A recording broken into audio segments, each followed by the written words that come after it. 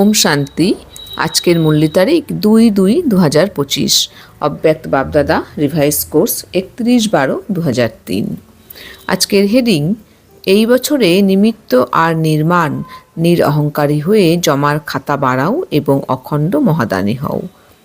আজ অনেক ভুজধারী বাপদাদা চতুর্দিকে নিজের ভূতসমূহ দেখছেন। বাপদাদা খুশি হয় যে চতুর্দিক থেকে নববর্ষ উদযাপন করতে সবাই পৌঁছে গেছে, কিন্তু নতুন বছর কি স্মরণ করিয়ে দেয়? নবযুগ, নবজন্ম। লাস্ট জন্ম যতই অতি পুরানো, প্রথম জন্ম ততই নতুন, কত সুন্দর। এতই স্পষ্ট, যেরকম আজকের দিন স্পষ্ট আর সামনে নতুন বর্ষও স্পষ্ট।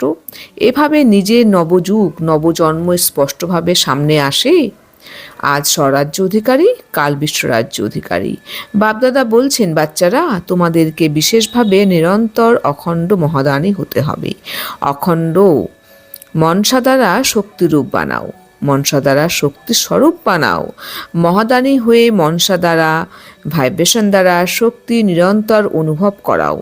বাচা দ্বারা জ্ঞান দাও, কর্ম দ্বারা গুণের দান দাও। সারাদিন হয় মনসা, নয়তো বাচা অথবা কর্ম তিনের দ্বারা অখণ্ড মহাদানী হও। আজ বাপদাদা এসে আমাদের দেখছেন। তিনি অত্যন্ত খুশি যে চতুর্দিক থেকে নববর্ষ উদযাপন করার জন্য সবাই পৌঁছে গেছে। অর্থাৎ আজকের যে আমাদের যে ডেটটি 31/12/2003, তো এদিন আমাদের কিন্তু হ্যাপি নিউ ইয়ার। তো সেই সময় বাবা মিলনের সময় যে আমরা বাচ্চারা পৌঁছে গিয়েছি, তো এটি দেখে বাবা খুব খুশি হচ্ছেন। তো বাবা বলছেন যে নতুন বছর বাচ্চারা তোমাদের কি স্মরণ করিয়ে দেয়? নবযুগকে, নবজন্মকে। লাস্ট জন্ম যতই অতি পুরনো, ততই কিন্তু নতুন জন্মটি সুন্দর এবং স্পষ্ট। তো বাবা তাই বলছেন, বাচ্চারা, এইভাবে কি তোমাদের নিজের নবযুগ, নবজন্ম স্পষ্টভাবে তোমাদের সামনে পরিলক্ষিত হয়? তোমরা আজকে যে বাচ্চারা স্বরাজ্য অধিকারী, কাল তোমরাই হবে বিশ্বরাজ্য অধিকারী। তাই বাবা বলছেন, বাচ্চারা, তোমাদেরকে কিন্তু এখন বিশেষভাবে নিরন্তর অখণ্ড মহাদানী হতে হবে। তোমাদের কিন্তু মনসা দ্বারা কিন্তু শক্তিস্বরূপ তোমরা হয়ে তৈরি হও, অর্থাৎ মনসা দ্বারা তোমরা শক্তিস্বরূপ বানাও। মহাদানী হয়ে বাচ্চারা তোমরা মনসা দ্বারা, ভাইব্রেশন দ্বারা তোমরা শক্তি নিরন্তর অনুভব করাও। যত তোমরা অনুভব করাবে ততই কিন্তু বাবার প্রত্যক্ষতা স্পষ্ট হয়ে উঠবে। তো বাচ্চারা, তোমরা বাণী দ্বারা জ্ঞান দাও, তোমরা জ্ঞান দাও। কর্ম দ্বারা তোমরা গুণের দান দাও। তোমরা সারা দিন মন, বচন, কর্ম, এই 3 দিক দিয়ে তোমরা অখণ্ড মহাদানী হয়ে ওঠো। বাপদাদা জমার খাতা খুব সহজভাবে বাড়ানোর গোল্ডেন চাবি দিয়েছেন বাচ্চাদের। সেটি হলো মনসা, বাচা, কর্মনা যে কোনো সেবা করার সময় নিজের ভিতর নিমিত্তভাবের স্থিতি। নিমিত্ত ভাব, নির্মাণ ভাব, শুভ ভাব, আত্মিক স্নেহের ভাব। যদি এই ভাবে স্থিতিতে স্থিত হয়ে সেবা করো, তবে তোমার ভাব দ্বারা সহজে আত্মাদের ভাবনা পূর্ণ হয়ে যায়। যেখানে নিমিত্ত ভাব থাকে সেখানে নির্মাণ ভাব অটোমেটিক্যালি এসে যায়। তো চেক করো কি জমা হয়েছে, কতটা জমা হয়েছে, কারণ এই সময় সঙ্গম যুগই জমা করার যুগ। তো বাবা আমাদের বলছেন যে, বাচ্চারা, তোমরা নিজেকে চেক করে দেখো যে কতখানি তোমরা তোমাদের খাতা জমা করতে পেরেছো। তোমরা 4 সাবজেক্টে কি তোমরা অখণ্ড মহাদানী হয়ে উঠতে পেরেছো? তাই বাবা বলছেন যে বাবাতে আমাদের গোল্ডেন চাবি দিয়েছেন যে জমার খাতা কিভাবে আমরা বৃদ্ধি করতে পারবো।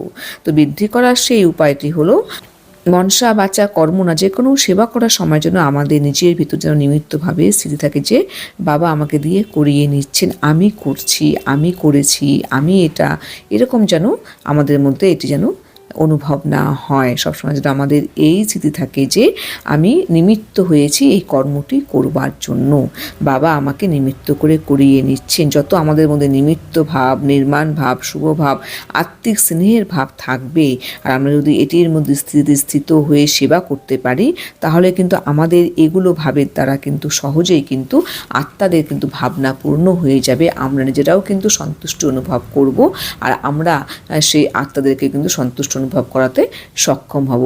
আর যেখানে নিমিত্ত ভাব থাকে সেখানে নির্মাণ ভাব অটোমেটিক্যালি এসে যায়। তো বাচ্চারা, তোমরা চেক করো তোমাদের কতখানি তোমরা এগুলো জমা করতে সক্ষম হয়েছো, কারণ এই সময় সঙ্গম যুগই হলো জমা করার যুগ। এই সঙ্গম যুগে আমরা যত জমা করতে পারবো, তার ফলে কিন্তু আমরা কিন্তু পরবর্তী জন্মে কিন্তু সেইভাবেই কিন্তু প্রালব্ধ ভোগ করতে পারবো।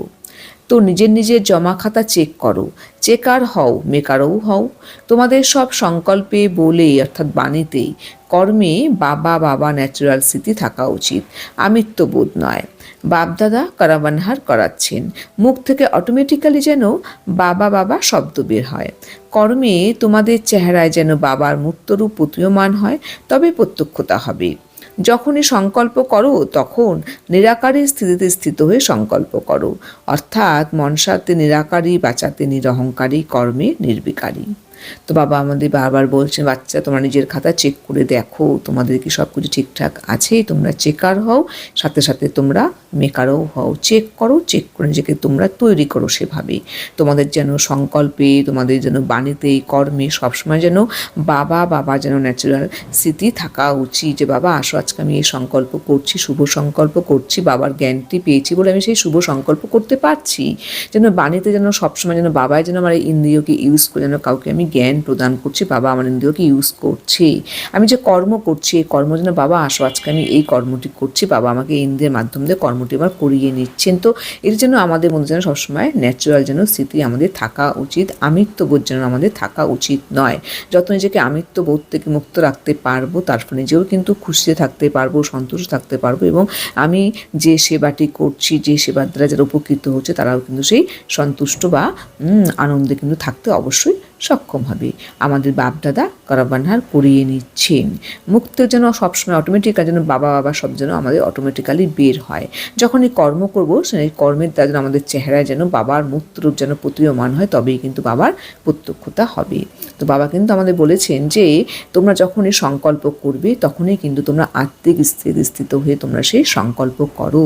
অর্থাৎ এক কথায় যখন তোমরা মনসাতে সেবা করবে তখন তোমরা নিরাকার স্থিত হয়ে তোমরা সেবা করো। যখন তোমরা বাণীর সেবা করো তোমরা অহংকারী হয়ে তোমরা সেই সেবাটি করো। যখন তোমরা কর্ম করবে তখন তোমরা নির্বিকারী হয়ে থাকো, অর্থাৎ বিকার থেকে মুক্ত হয়ে এক কথায় সব কিছুতে তোমরা কিন্তু আত্মিক স্থিত হয়ে সকল কর্ম করো। তার ফলেই কিন্তু নির্মাণভাবে তোমরা কিন্তু থেকে নিমিত্ত হয়ে থেকে সব কিছু কর্ম করে অখণ্ড মহাদানে হয়ে উঠতে অবশ্যই সক্ষম হয়ে জমার খাতা বৃদ্ধি করতে পারবে।